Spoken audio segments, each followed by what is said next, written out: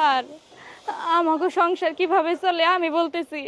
আমার বাবা যদি বেশি কথা বলে তাহলে আমার বাবার বুকে ব্যথা শুরু হয়ে যাব, তখন আবার ওষুধ আনতে হবো। ওষুধ আনার মতো তো টাকা আমাকে কাছে নাই।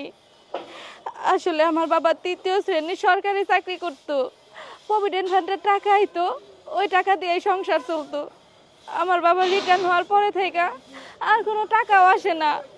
আমি আমার স্কুলে যাওয়ার পাশাপাশি কয়েকটা বাচ্চাও পড়াইতাম। একদিন বাচ্চার মা সহ একদিন একটা তোমার ব্যাগের ভিতরে কি আছে? লুকাচ্ছ কেন দেখি? কিছু না স্যার, আমার বই আর খাতা। ভালো মতো দেবে। রবি সাহেব, আপনি দেখুন তো এই ব্যাগের ভিতরে কি আছে। না না না না না স্যার, স্যার এমনটা করেন না স্যার। স্যার ব্যাগের ভিতরে কিছু নাই স্যার, বিশ্বাস করেন। আচ্ছা বুঝতে পারছি। শোনো, তুমি কান্নাকাটি করো না। তোমার আম যেহেতু আমরা নষ্ট করে ফেলেছি, কোনো চিন্তা করো না, আমরা এর চেয়ে আরো বেশি আম তোমাকে কিনে দেবো। আচ্ছা শোনো, তুমি কান্নাকাটি করো না। তোমার আম যেহেতু আমরা নষ্ট করে ফেলেছি, শোনো, তুমি কিছু না মনে করলে আমরা তোমার বাড়িতে যেতে চাই।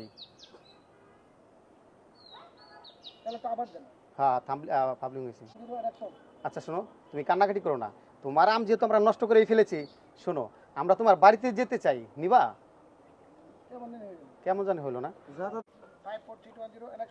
নিয়ে যাবো, কিন্তু আপনারা আমারে ধরে নিয়ে যায়েন না। আচ্ছা আচ্ছা ঠিক আছে, চলো চলো তো।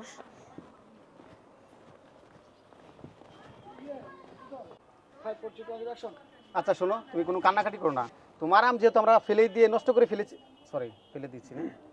আচ্ছা শোনো, তুমি কোনো কান্নাকাটি করো না। তোমার আম যেহেতু আমরা ফেলে দিয়েছি, শোনো, তুমি কিছু মনে না করলে না।